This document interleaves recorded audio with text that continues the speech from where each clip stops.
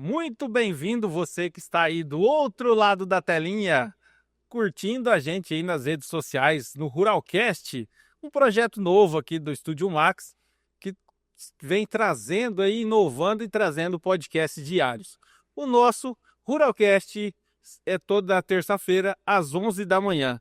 E hoje, nosso programa de estreia, eu tenho um prazer enorme em trazer aqui com a gente o professor Fábio Regis, da Universidade Federal de Rondônia, doutor em solos, e ele vem aqui trazer para a gente novidades, contar um pouco da história, e eu vou apresentar para vocês. Seja bem-vindo, professor. França, obrigado pelo convite.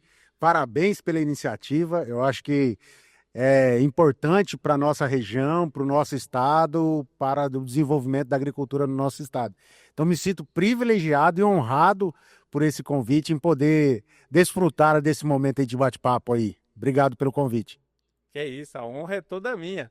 Inclusive, veio de uma aula agora, né? Estava numa aula prática, lá na linha 200, regulando uma semeadora e quebrando a cabeça lá junto com os alunos, até conseguimos regular lá e chegamos aqui rapidinho. Coisa boa, legal. Como é que começou? Da onde surgiu o professor Fábio, doutor em agronomia? Como é que veio? Ô, França, eu acho que a gente pode resgatar um pouquinho antes esse assunto. Meu sonho, na verdade, era ser jogador de futebol. Boleiro. Boleiro. É coisa boa.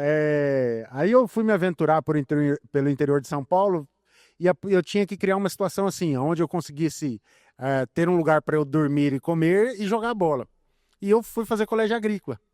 E esse momento de colégio agrícola, jogando bola, perambulando ali pelo interior de São Paulo, eu fui criando gosto pela agricultura, pela pecuária e fui estudando.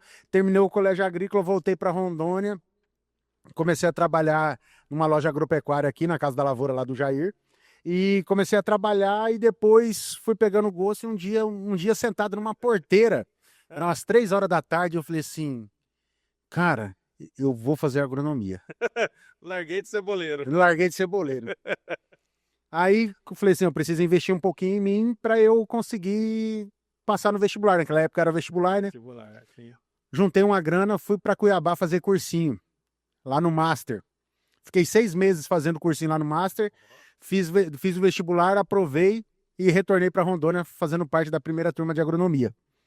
Terminando, assim que estava terminando, eu me identificava muito com os professores, né? Tive grandes professores. Professora Gilda, professor Ricardo, professor Fernando, professor Iraci, que é minha colega de trabalho hoje, professor Emerson, Adriano Jaquelites. E aí eu olhava eles e eu falava assim, cara, eu acho que eu quero isso para mim. Que legal. Eu falei assim, eu quero ser professor. Aí saímos para fazer o estágio curricular, né, aquele obrigatório final. Sim. E lá na Embrapa, conversando com o pesquisador, o Dr. Marcos Rangel falou assim, ó, você leva perfil para pesquisa ou para docência. Mas até então, eu nunca tinha consolidado isso na minha cabeça. Então era boleiro. Né? Era boleiro. Aí eu falei assim, não, então vou tentar a prova do mestrado. Daí tentamos naquela época, o Anderson, o professor Anderson, que hoje é professor também, o Luciano. E a gente foi aprovado, nós fomos aprovados no mestrado lá em Dourados e permanecemos por lá. Depois já engatou o doutorado, já comecei a trabalhar na Unigran lá em Dourados. E depois voltei para Rondônia novamente em 2014. E voltou da onde começou. Eu tenho uma gratidão muito grande para a Unir, né? Eu agradeço a Deus a oportunidade que eu tenho de trabalhar ali todos os dias. Hoje ainda estava falando isso em aula, de a gente poder compartilhar com os alunos aquilo que a gente tem adquirido de conhecimento. Eu até o entrevistado é o senhor, mas eu sou formado na Unir agora, na última turma de 2024. Então, para mim é um prazer, um privilégio estar junto contigo hoje aqui nesse programa. E ainda é orientador, né? Orientador do TCC. Ai, só quem tá lá sabe o sufoco que é. Mas tudo passa, né? Eu acho que isso aí é... E aí, nesse meio tempo, fez mestrado e doutorado, especialização... Em manejo do solo. Manejo do solo. No mestrado eu trabalhei com calcário e gesso, em plantio direto e plantio convencional. E no doutorado eu trabalhei com compactação dos solos nas culturas da soja e do girassol. quando veio para Rondônia, essas culturas ainda não estavam assim 100% instaladas aqui, principalmente na nossa região. Não, se você pegar o crescimento, por exemplo, da cultura da soja agora nesses últimos anos, ele é linear, né?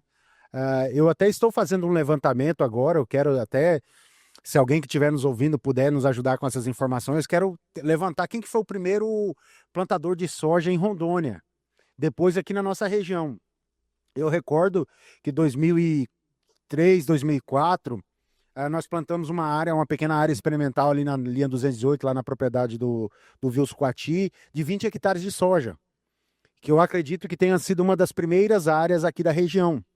E depois disso você começa a identificar como é que está evoluindo o cultivo aqui na região, né? E aí a soja vem as grandes culturas. E o que você vê chegando essas grandes culturas de melhoria para o município, para a região, como um todo mesmo, com a cultura que vem chegando e ela vem trazendo toda essa tecnologia por trás. Como é que você vê isso aí? Se nós observarmos o desenvolvimento, vamos pegar talvez o maior produtor do Brasil, que é o Mato Grosso. Quem vai a Campo Novo dos Parecis, quem vai a Primavera do Leste, Sinop, Sorriso, Nova Mutum, Lucas do Rio Verde, identificam uma qualidade de vida acima da média nacional. E em virtude disso, um dos atrativos disso foi a cultura da soja. Mas Rondônia é um estado tão abençoado, mas tão abençoado, que aqui nós temos a capacidade de produzir soja, produzir pecuária, pecuária de corte, pecuária de leite e o café, o cacau, o cupuaçu. Então, eu até costumo falar assim, que os alunos aqui da Universidade Federal de Rondônia, eles têm uma gama de conhecimento mais amplo do que em diversas regiões do país. Porque aqui você estuda culturas que vão desde um cupuaçu, um açaí, a soja, milho, que é o que está crescendo agora no estado, né? Então, assim, a gente vê essa evolução. Será que ela chega aqui na nossa região? A gente já chega um dia nesse nível aí dessas cidades do Mato Grosso, dessa melhora de qualidade de vida? Você acha que isso aqui vem logo para cá? Vem, já está acontecendo. Se a gente começar a observar, você que é antigo daqui também, antigamente nós tínhamos muitas lojas agropecuárias, né? Para produtos veterinários. Muito voltado para produtos veterinários. Nós chegamos, acho que a ter 18, 19 lojas. Hoje, se você olhar até o perfil comercial dessas lojas, é diferente. Você tem algumas outras lojas que não tinham há 2, 3 anos aqui em Rolim de Moura, que a gente, lá nos outros estados, a gente chama de revenda, e já está mudando o perfil dos profissionais, o perfil de atendimento, atraindo investidores para o estado. Eu acho que foi você ou alguém postou essa semana o primeiro voo para o aeroporto aqui de Lucas do Rio Verde. Isso é o desenvolvimento econômico. O aeroporto vai ajudar bastante nisso. Se a gente pegar e descer aqui sentido aqui São Miguel, São Francisco, a gente vê uma evolução. Mas o interessante da soja, França, é que ela não provoca um desenvolvimento só para o agricultor. Ela força um pouco o pecuarista a se especializar, que ele vai ter que produzir mais por área para ser compatível, ter uma certa competitividade com a soja para não precisar arrendar. É possível ter retorno econômico com a pecuária igual com a soja? É possível. Talvez tenha que melhorar alguns ajustes de manejo, mas é possível. Se você pegar o café aí, o que nós estamos vivendo no café, R$2.000, acima da casa dos... de ouro do café.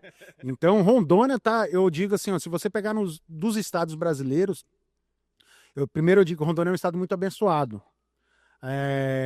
O povo daqui muito trabalhador, o povo daqui muito dedicado, e você vê que nós temos perfil tanto para a agricultura em maior escala, quanto para a agricultura em pequena escala, uma agricultura mais familiar.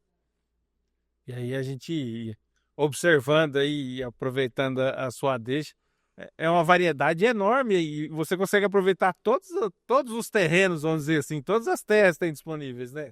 Meu pai falava assim, Rondônia só não produz o que não planta. Você sabe. Ele falava assim, a não ser que a gente mora em cima de uma pedra, mas às vezes dá para colocar um vaso, uma hidroponia em cima da pedra. Você consegue utilizar o espaço. Você consegue utilizar, né? Então, Rondônia, na verdade, assim, enquanto a grande maioria dos estados sofreram nesses últimos anos com falta de chuva, nós somos muito abençoados. Nós devemos agradecer muito a Deus, porque Deus tem nos abençoado aqui com chuvas, e chuvas muitas vezes que elas são praticamente numa distribuição que atendem às culturas, né? Nós fizemos um levantamento junto com um professor da Universidade, do Instituto Federal de Brasília, que nós temos em Rondônia aproximadamente de 7,8 a 8 milhões de hectares de pastagem, dos quais 60% estão em algum nível de degradação. Certo. Eles vão precisar ser recuperados. Ou eles vão ou essa pastagem vai ser substituída pelo café, que é o que está acontecendo em algumas áreas, ou essa pastagem vai ser substituída por um cacau, por um cupuaçu, por uma banana, ou por um cultivo de soja ou cultivo de milho. Se a gente observar como isso tem expandido no estado, não tem profissionais para atender essa demanda que tem de oferta de trabalho, né? E aí, com essa pastagem degradada, mudando a cultura, caso não tenha recuperação para o próprio pasto, você consegue recuperar essa área, já que é da sua especialidade? Consegue. Até mesmo na pastagem, né?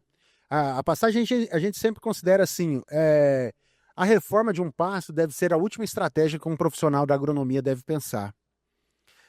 A partir do momento que ele esgotou todas as outras possibilidades, aí ele fala assim, eu vou reformar um pasto, porque reformar um pasto é muito caro. E então, o que a gente tem que preconizar? É possível recuperar essa pastagem? É possível. O que eu levo em consideração? 60% dessa área tem a forrageira predominante dela? Tem. Então, o que a gente vai fazer com os outros 40%? Vamos ocupar esses espaços, vamos dar um descanso e vamos plantar pontual nesses locais que estão com ausência da forrageira, né?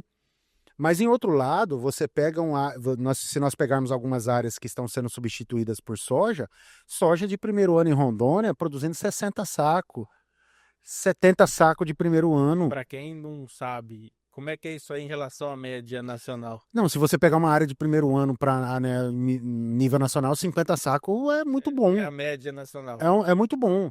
Agora, primeiro ano.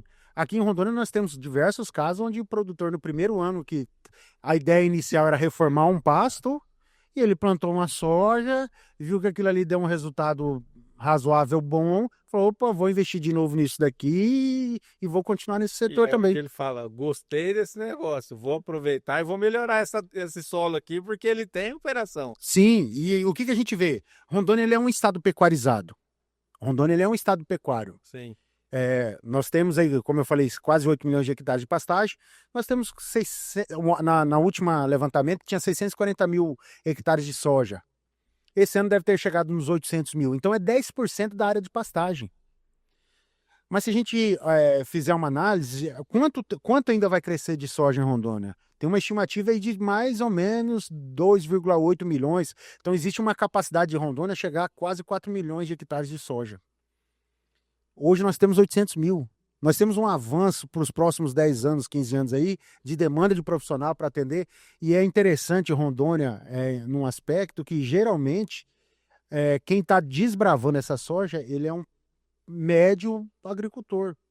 É um cara da pecuária que começou a investir, aí ele vai continuar com a renda da pecuária dele, fazendo uma integração lavoura-pecuária, tendo uma maior rentabilidade por área e também reformando os pastos daqueles que estão degradados.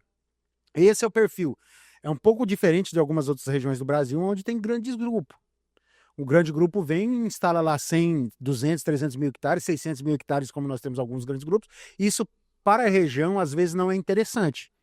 Agora, se eu tiver 100 mil hectares dividido em produtores de 500 hectares, vai atrair fomento para desenvolvimento da região. Seria mais ou menos quando começou essas culturas lá no Mato Grosso, no início dos anos 2000, meados dos anos 90. Seria mais ou menos isso aí. Mais ou menos isso daí. Os pequenos mudando de cultura, de cultivo e entrando nessa área que está em expansão. Seria mais... Sim, seria basicamente isso daí. Essa evolução. E aqui em Rondônia é bem característico, né? Tem muita gente do sul chegando, né? Se nós pegarmos a nossa região aqui, tem muita gente do sul, mas tem muita gente que era um pecuarista. E ele falou assim, eu preciso reformar um pasto.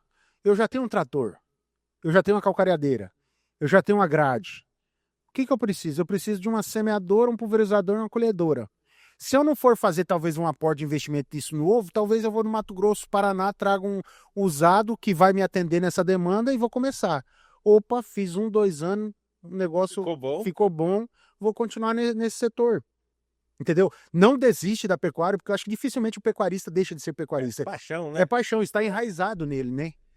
Mas ele começa a ver novos horizontes com a cultura da soja na área dele.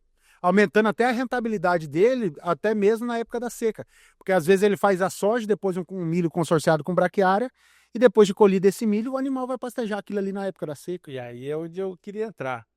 Aí vem o integração lavoura-pecuária. Sim. E aí, como é que tá isso na nossa região? Eu falo que eu sei que o senhor me deu uma aula, hein? E eu levo isso aí bastante. Mas quem tá aqui do outro lado? Como é que ele consegue perceber já isso? Já existe na nossa região? Às vezes aqui tem um pecuarista que quer testar essa modalidade. Como é que funciona? Nós já temos algumas áreas que estão utilizando, e a gente pode lembrar assim, ó, a integração lavoura-pecuária, pessoal, não é só soja, milho com capim. Eu posso, não vou plantar soja, mas se eu plantar um milho consorciado com a braquiária, reformando uma área de pastagem, a produção desse milho amortiza em 80% o custo de uma reforma. Isso é Interessante, entendeu? interessante. Então, às vezes, quando a gente pensa em integração lavoura-pecuária, a gente muito associa soja, milho, a braquiária e o animal. Essa é o que a gente chama quase que um ciclo completo, né? Sim. Mas nós temos algumas derivações desse sistema. Nós temos na região já pecuária floresta. Pecuária e floresta. O produtor que tem uma pastagem plantou eucalipto, visando 7, 8 anos de corte, já pensando num crédito de carbono. Olha, que já é que uma muitos novidade. produtores ainda não estão sabendo.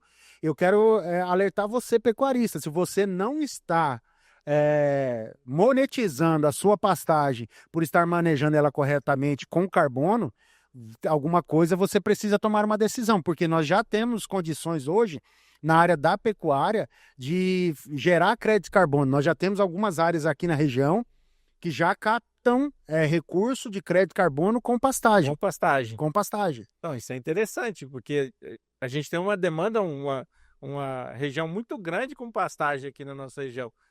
Praticamente era a cultura inicial, né? Hoje, se você pegar, se a gente tratar a pastagem como uma lavoura, é a maior lavoura que nós temos, né? A maior lavoura que tem no estado. Por exemplo, assim, ó, eu vou colocar algumas coisas que são elegíveis. Você dividir um pasto, se você só dividir um pasto, isso já torna o pecuarista elegível para pretender crédito de carbono. Por quê? Porque ele melhora a eficiência de colheita. Por exemplo, se ele fizer uma adubação nitrogenada, já torna ele elegível. Se ele melhorar o manejo dele de altura e saída de animais, já torna elegível. Então são alguns manejos ou algumas boas práticas que nós chamamos que tornam elegível essas áreas de pecuária a pleitear crédito de carbono. E é um dinheiro que você já está com cultura ali, então é um extra, vamos dizer assim. Sim, se você pegar, vamos pegar um dado rápido aqui.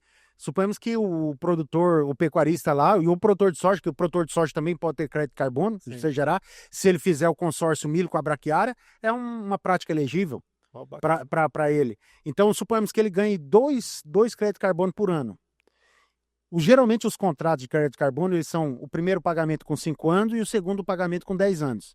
Então, dois créditos de carbono por ano, no final de 5 anos, dão 10 créditos. 10 créditos. 10 créditos, vamos colocar um valor aí de, sei lá, $30 o crédito, multiplicar aí $30 pelos 10 créditos que ele gerou, e ele vai ter uma renda que ele já está fazendo o manejo.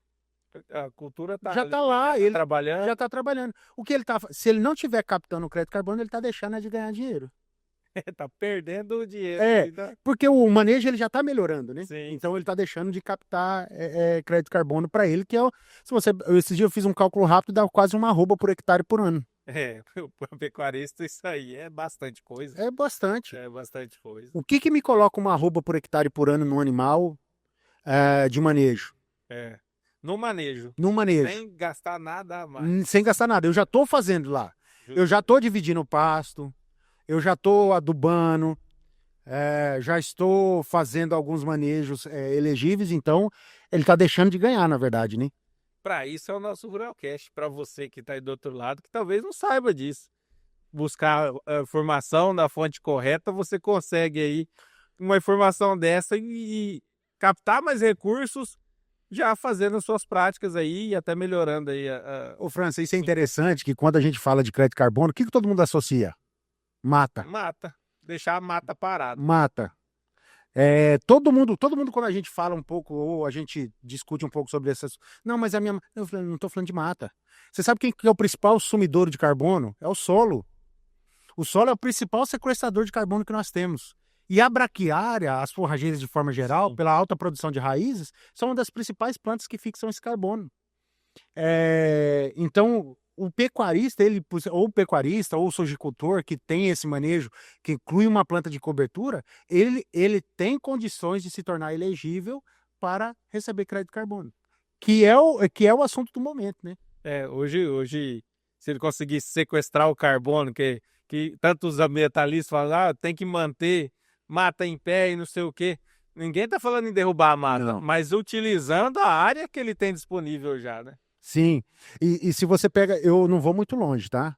Uruguai 2028, 2030, Austrália 2030, as propriedades de pecuária terão que ter o selo de, vamos dizer assim, eu vou usar a expressão aqui, carne e carbono neutro, que é uma expressão embrapiana, a Embrapa que criou esse selo. Mas é muito provável que o Brasil está evoluindo para isso. Daqui a pouco, assim como é rastreado o animal, que o animal não pode ser oriundo de área embargada, Sim. vai ter que ter um selo de sustentabilidade, que está associado ao crédito de carbono. Que nada mais é do que tornar elegível a área dele, que já está fazendo esse sequestro. Já está Seria mais fazendo. ou menos isso. Já está fazendo. Ele vai ter que certificar a área, seria isso? Sim, seria basicamente isso, certificar a área. Eu faço parte da Câmara de Crédito de Carbono do Estado, que é o plano ABC+, e o principal foco nosso é justamente a recuperação de pastagens degradadas. E também gerar um retorno para o produtor. Ele precisa ser beneficiado por isso. Não é um dinheiro que vai deixar ele rico, não é, mas é um valor que ele está deixando de arrecadar porque ele não está fazendo E vai auxiliar no manejo do dia a dia. Sim, sim. Igual você falou, talvez não seja um dinheiro que vai deixar rico, mas ele consegue diminuir os custos da manutenção Com certeza. da lavoura pecuária dele, né? Com certeza. E é uma tendência de crescimento por isso, é uma tendência de busca por isso, né? Nós estamos num momento no mundo que tudo é sustentabilidade. Hoje as práticas agrícolas caminham para se manter esse manejo sustentável, né? Sim. Desde o solo à própria produção. Se você pegar aí o mercado que mais cresceu nos últimos 5 anos dentro do mercado da soja defensivo foi os biológicos. Aqui em São Miguel nós temos uma fábrica de biológico com alto potencial ali na Fazenda Tucano, do Diego Melder. Então você observa assim, hoje, por exemplo, tem algumas pragas no milho que é só biológico que controla, não tem químico que controla. Tá tendo uma praga aqui na região, na área de pastagem, que ocorre basicamente no sistema radicular das plantas, Sim. que é só biológico que controla. Não tem químico que contém esse efeito. Então, há uma tendência cada vez mais do crescimento do uso de biológico no controle de pragas, doenças assim. Aproveitando esse gancho aí, o biológico é tão prejudicial quanto assim, a saúde humana, vamos dizer assim? Não, muito pelo contrário, muito pelo contrário. O biológico, o impacto dele é praticamente insignificativo, não tem efeito sobre impacto ambiental. Então, porque o que é o biológico? É um uso de um micro-organismo para controlar um outro micro-organismo, que na natureza, em equilíbrio, isso já acontece. Quando a gente está com um ecossistema equilibrado, isso é natural entre eles, né? Então vamos pegar um exemplo mais clássico aqui, a cigarrinha das pastagens. Sim. O mais eficiente dos métodos de controle é o metarrhizum. Mas a grande maioria do que nós vemos no dia a dia, às vezes o pecuarista faz? Ele aplica lá um inseticida, e o inseticida só mata o adulto, não mata a ninfa. Entendi. O biológico, ele mata o adulto e a ninfa. Então, quem começa a usar o biológico, qual que é talvez uma das grandes resistências? É porque ele tem que ter um pouquinho mais de cuidado, o horário da aplicação, o manejo diferenciado. Mas ele tem uma eficiência tão, tão eficiente quanto o inseticida químico. E aí você consegue trazer a natureza, o equilíbrio numa monocultura, seria mais ou menos isso. Isso. É usando dos recursos que nós temos no ambiente para controlar o próprio ambiente, que seria controlar aí a cigarrinha. Isso é um exemplo, né? Um exemplo. Show de bola. Isso aplica a todas as culturas, né? Principalmente a cultura do café, tem o seu biológico para combater a broca. Broca. E aí, por aí vai, né? Por exemplo, a própria cigarrinha do milho, que é talvez hoje o principal praga do milho, não é mais a lagarta do cartucho, né? Spodoptera, que foi durante muito tempo. Sim. Hoje, talvez, a maior preocupação é com a cigarrinha do milho. E o principal agente de controle é um controle biológico, a Bovéria. Então, a gente viu que cresceu e a gente observa que até as próprias multinacionais acabaram investindo em reprodução de biológico. Já Porque, vendo essa tendência, né? sim, porque elas vão ter que entrar no mercado também, né? Bacana, bacana. E aí a gente chegando aqui nas práticas de agrícolas aqui, trazendo o biológico para cá, esse ano, finalzinho de 2024 para 2025, logo no início das águas, a gente teve um surto de lagartas. E aí? Isso pegou todo mundo de... Como é que foi isso aí? Vendo a visão de professor, que eu também vi que teve um movimento para poder... Teve um movimento assim, isso aí provavelmente foi um fator associado ao ambiente, temperatura e umidade, que proporcionaram com esse pico. Para ver a preocupação desse assunto, França, acabou inseticida para lagarta no estado. Aí. E aí, como é que controla? Né? Sendo que nós temos também a possibilidade dos próprios biológicos para controle dela. Mas são alguns surtos, Nós temos já há uns 3 anos também, 3, 4 anos, um surto de percevejo das gramíneas. Que em algumas regiões aqui do estado, você vê o pasto morrendo e alguns pecuaristas estão até confundindo com a morte súbita. Mas não é a morte súbita. Tem a morte súbita também, mas esse, no caso, é um inseto que ele provoca ali a morte da planta e ele vai tomando conta e quando vê, o pasto morreu. Então, assim, o que é o interessante da área da agricultura, né? Todo ano você tem uma novidade, né? Todo ano você tem uma. Todo ano tem um fator interferindo. Se você pegar na própria soja, agora 3, 4 anos aí, a anomalia da soja, pesquisadores, todo mundo tentando desvendar o que é, desvendar o que é, ninguém sabe concretamente o que é, sabe que está associado a alguns patógenos que podem ocorrer ali, mas os patógenos são eles que estão provocando ou eles estão sendo oportunistas, aproveitando que o ambiente está favorável, né? Então você observa isso, e isso até já vou fazer um merchan aqui, França. Do dia 23 a 25 de abril, nós vamos realizar o primeiro simpósio rondoniense de soja. É um evento técnico-científico, que ele vai ser aqui em Rolim de Moura. Hoje eu tive uma surpresa que provavelmente nós vamos ter um ex-ministro da Agricultura palestrando no evento de abertura. Só não vou afirmar aqui ainda, que falta só a confirmação do e-mail, mas a assessora da senadora já entrou em contato, falando que existe uma grande chance. O evento nós estamos trazendo os principais renomes do país em algumas áreas para discutir, para a gente melhorar o nosso desempenho da cultura aqui, mas não esquecendo também dos pratas da casa. Nós estamos pegando pesquisadores do estado que têm estudado a cultura no estado para trazer uma abordagem para uma discussão. Então já gostaria de convidar todos vocês que gostam da cultura da soja aí, que são apaixonados por ela. Do dia 23 a 25 de abril nós vamos realizar esse evento. Ele vai ser aqui em Rolim de Moura. A inscrição é gratuita, pessoal. Nós vamos ter também publicações de resumos, tá? Quem tiver interesse, já se inscreva, porque uma boa parte das inscrições já foram preenchidas e o nosso espaço ali tem uma capacidade para 450 pessoas. E aí, como é que faz? Você vai deixar o link de inscrição? Então depois aqui pode conferir aqui o link da inscrição. Eu vou passar pro França aqui, ele deixa disponível aí para vocês, tá bom? Para quem é esse congresso? Quem pode participar? A ideia, França, é nós atrairmos produtores rurais, que eu acho que a gente precisa dar uma devolução para os produtores do que tem sido feito no estado. Os produtores, eles pagam os impostos, eles investem nas universidades.